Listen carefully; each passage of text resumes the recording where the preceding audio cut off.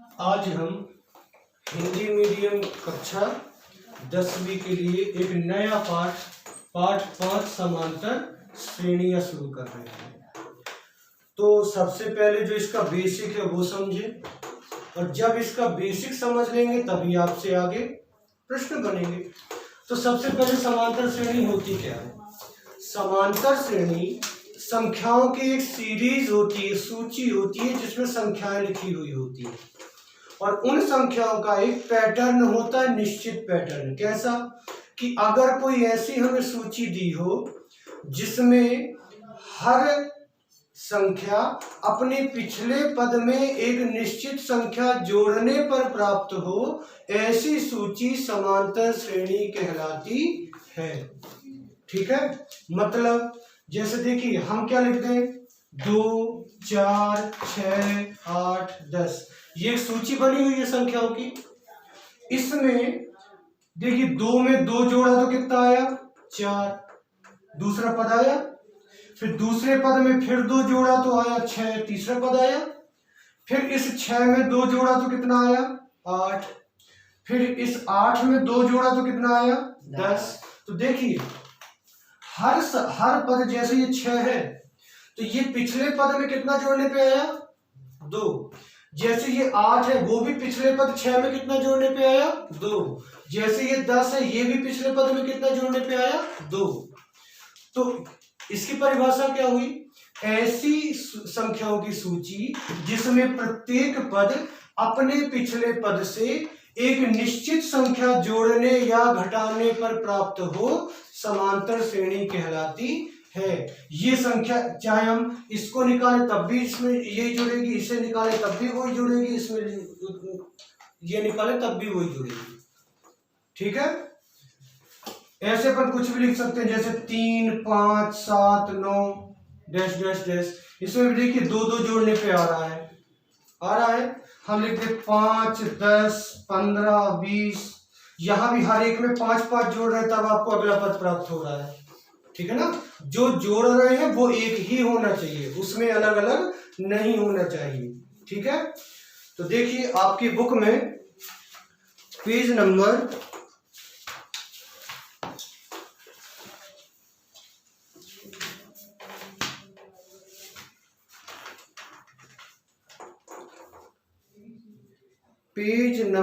105 पे, 105 में ऊपर ही देखिए ये बोल्ड लेटर्स में लिखी हुई है समांतर श्रेणी की परिभाषा। क्या लिखी हुई है कि एक समांतर श्रेणी संख्याओं की एक ऐसी सूची है जिसमें प्रत्येक पद अपने पहले में एक निश्चित संख्या जोड़ने पर प्राप्त होता है।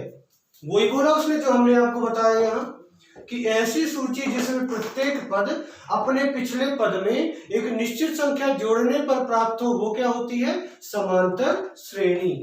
क्लियर हुई इतनी बात?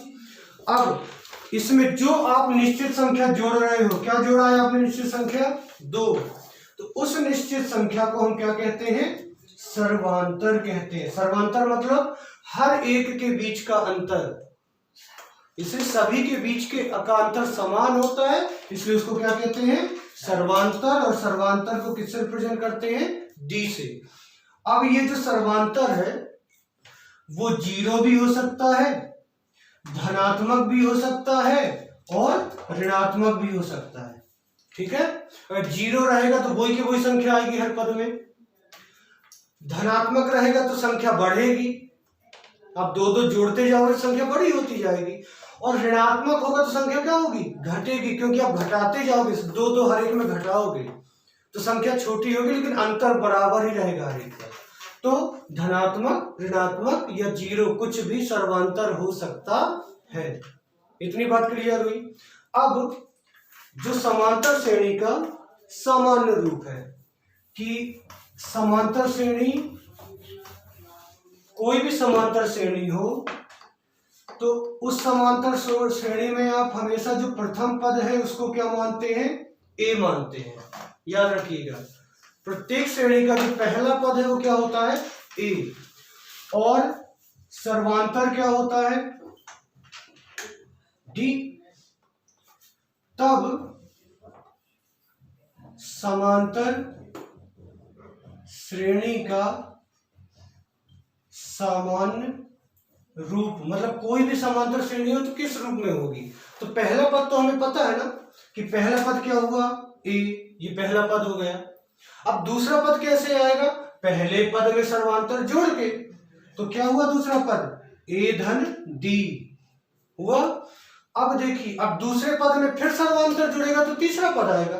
तो दूसरा पद ए धन डी था, उसमें फिर डी जुड़ा तो कितने डी हो गए, 2 डी हो गए। तो तीसरा पद हुआ ए धन 2 डी।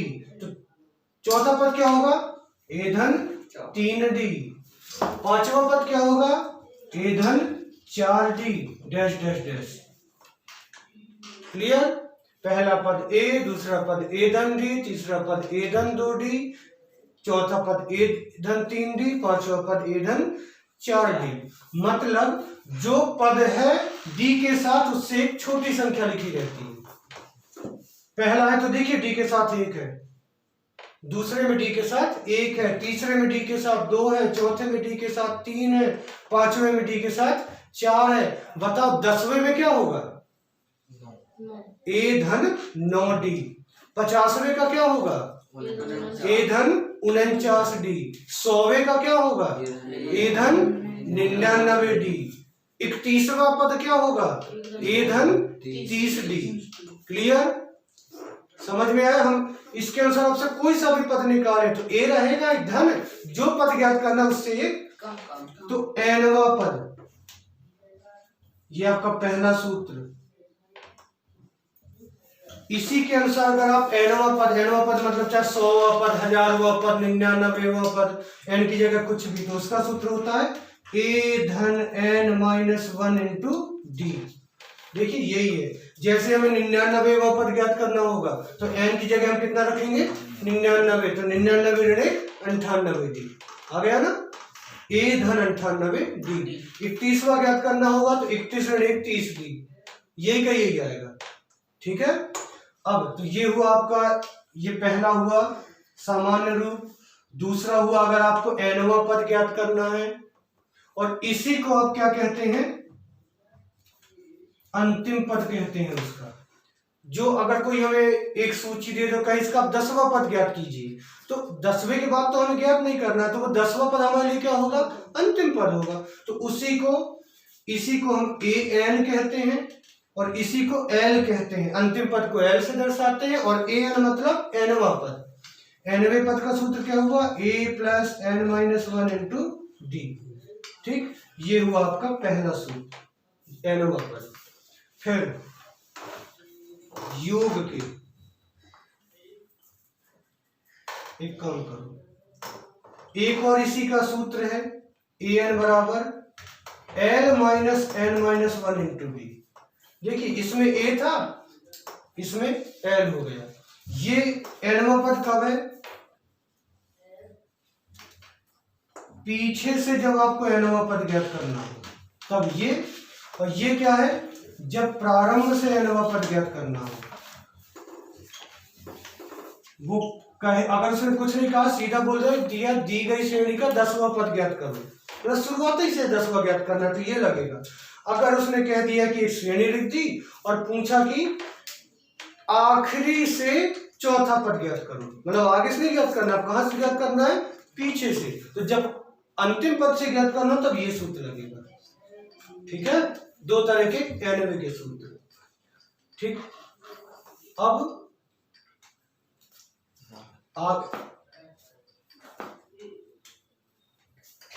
आपके योग के रूप में दो और सूत्र हैं। योग के रूप में क्या, n पदों का योग। अब वो कभी कहते 4 पदों का योग ज्ञात कीजिए, 10 पदों का योग ज्ञात कीजिए, 100 पदों का योग ज्ञात कीजिए।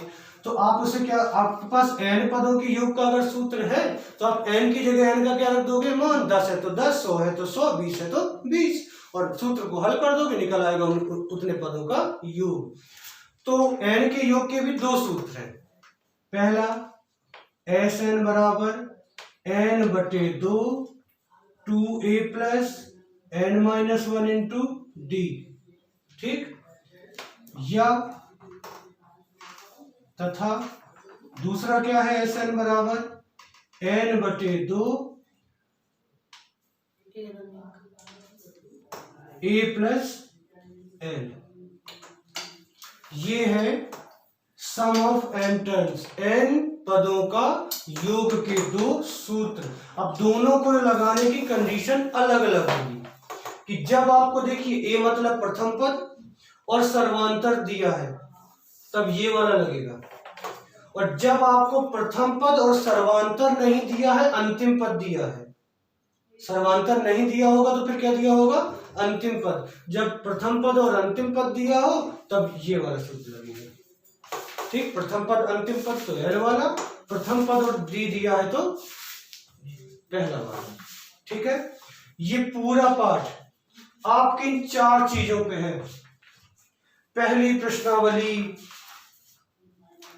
इस पे और इस पे है, इस पे केवल समांतर श्रेणी का सामान्य रूप पे आधारित है। ठीक है, फिर दूसरी प्रश्नावली इस पे है, nवें पद पे आधारित है केवल, मतलब ये दो सूत्र। और तीसरी प्रश्नावली n पदों के योग पर आधारित है, मतलब ये दोनों सूत्र। अगर आपको इन दोनों सूत्र अच्छे से याद है, इनका प्रयोग पता है कि कब कब हमें कौन कौन सा सूत्र प्रयोग करना है, तो ये पाठ बहुत सरल है। इसलिए सबसे पहले क्या जरूरी है कि आपको हर कंडीशन के लिए सूत्र पता हो, सामान्य रूप पता हो, nवां पद पता हो और n पदों का योग पता हो।